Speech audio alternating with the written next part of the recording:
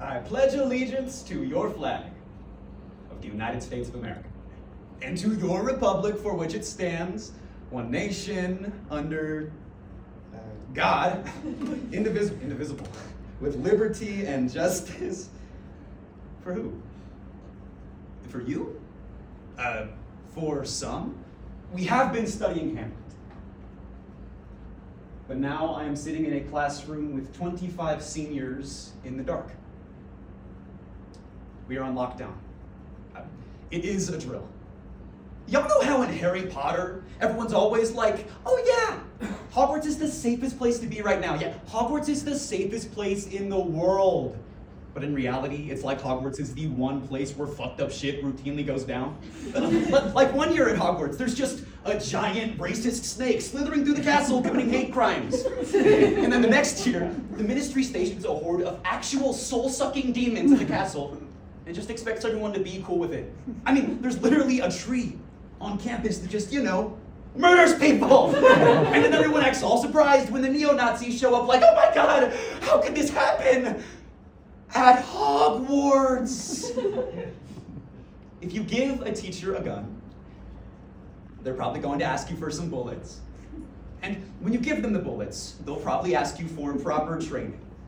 A knuckle pops in my throat when a student asks me, would you take a bullet for me? And suddenly my classroom is an empty house as the words leave his mouth.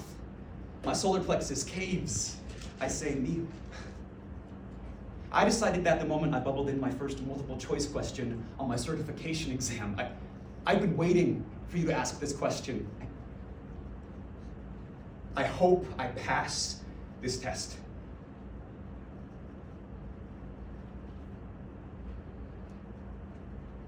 It is impossible to discuss the issues with the American education system without talking about race and guns. To exacerbate an already prevalent issue, a common solution gun rights activists echo in response to things like school shootings is to train and arm our teachers. However, with the ever-growing catalog of people of color being killed by the police, it is likely teachers have a similar track record. In fact, in a recent study conducted by Brown University, sociologist Jayanti Owens found that the different treatment of Black and white students accounted for half of the racial gap in school suspensions and expulsions. To quote Ellie Mistel, giving a teacher a gun is asking them to be afraid. It makes poor judgment a homicidal offense, and that danger will be borne by Black and brown students.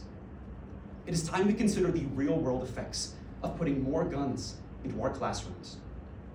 Through the poetry, A Teacher's Line of Duty by Jayden Roccaforte, Hogwarts is Not a Safe Space by Zachary Goldberg, If You Give a Teacher a Gun by Jamon Hill, Bad Guy with a Gun by Mankoff, Letter to Your Flag by Loyalty, and When I Hear They Want to Let Teachers Carry Guns by Lupe Mendez. Bullet points, a program. Because teachers should be close to their students, not close to guns. When they're finished with their training, they're probably going to ask you for a classroom. And then they will want to look into their classroom to make sure they don't perceive a threat. And while looking into their classroom, they'll realize that one of their students is acting out of line. So they'll ask them to straighten up. And I don't know what the administration thinks they're playing at, giving their school the illusion of safety, even while the world turns dangerous around it. When the lights return, we will study Hamlet again. But there's no telling what would happen if that door just flew open. I mean, what would happen in a moment and an instinct, and it would be what it would be. But the research shows an active shooter event lasts 12 minutes. I'm told the answer is to put a gun into my hands. Arm the teachers. The only answer to a bad guy with a gun is a good guy with a gun. And I'm the good guy. I put a gun in my hands and I can be the hero. When they're finished talking to the student, they will want to discipline them, to show them they mean business. They know this student is probably just another cog in the school-to-prison pipeline. They know this student is prone to violence, that this student's people are prone to violence. This student probably belongs to some gang or clique, probably possesses a weapon, possesses no respect for authority. So they discipline the student, and someone says give the teachers guns, I stumble and shatter into voice box and wails, and I think we're all a bit confused. I mean, since when can teachers be killed in the line of duty? And why are we asking them to? Do not put a gun into my hands. If you put a gun into my hands, I am the bad guy with the gun. I am the bad guy in school to have a gun. These institutions have always tried to convince us that they are magic. But the truth is, they've just been playing with smoke and mirrors, and honestly, it feels like Hogwarts was designed this way. To publicly masquerade as this bastion of progressive values, while privately endangering the students that they claim to protect. And it might be important to note here that students of this demographic are punished more quickly and more harshly than any other student demographic. But when you bring this up to the teacher, they won't want to talk about race. They'll want to talk about protection. How student against teacher violence is a silent crisis that no one is talking about. How Wisconsin recently passed their own law, protecting teachers from their students and restoring order in the classroom. I am a teacher. I'm the one who stands in front of 25 18-year-olds, old enough to vote and soldier and shoot and die, and I am the answer to a bad guy with a gun. Isn't that the same lie that institutions of higher education have always told us? And 1 year at my school, new students of color were advised by their orientation leaders to go up and introduce themselves personally to campus police officers, so that these officers wouldn't confuse them for trespassers, because for this teacher, it's about restoring order. So anything they do to the student, they're simply restoring order. So they threaten the student. They may get carried away and threaten the student with a gun. They may even pull the trigger, like bang with your flag of red, white, and blue in one hand. You beat us until we're black and blue with the other. Beat us until we're numb. Beat us until we can't walk straight. You'll tell us to put our hands up as some type of sick tribute to your privilege, and then you pull the trigger. Pull the trigger until our bodies are on the ground. Pull the trigger until your clip is empty. Pull the trigger until we make your evening news, but it will be justified. I mean, you gave the teacher a gun. Told them to protect the classroom. From what? A threat? What if the student is the threat? What if the student brings a gun to the classroom?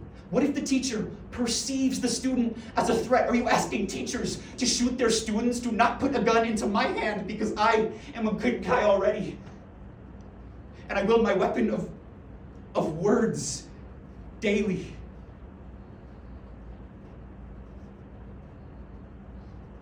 When the time comes, I will take all of you students and I'll keep you in my pocket. I won't let anything happen. The fluorescent overheads return. So Hamlet resumes. To be or not to be. When they're finished, they're probably going to want a bit of time off, so we'll need to fix them up some paid leave and release a statement saying the decision was objectively reasonable, to make them feel more comfortable. They'll ask you to read them a story, so you read them one. You show them photos of brave men and women who serve and protect their people at all costs, just like them. And then they'll want a picture of their own. They'll draw you a gun and paint their students of color as targets. And then they'll want to sign their name with a hashtag. Hang it up on your newsfeed, which means more media coverage of failed indictment and forgiveness. And while looking at that photo on your newsfeed, they'll realize they made an honest mistake. That they were simply trying to protect their students, that what they need is more training, so they'll ask you for some bullets. And if they ask you for some bullets, well, they'll probably want a gun to go with it.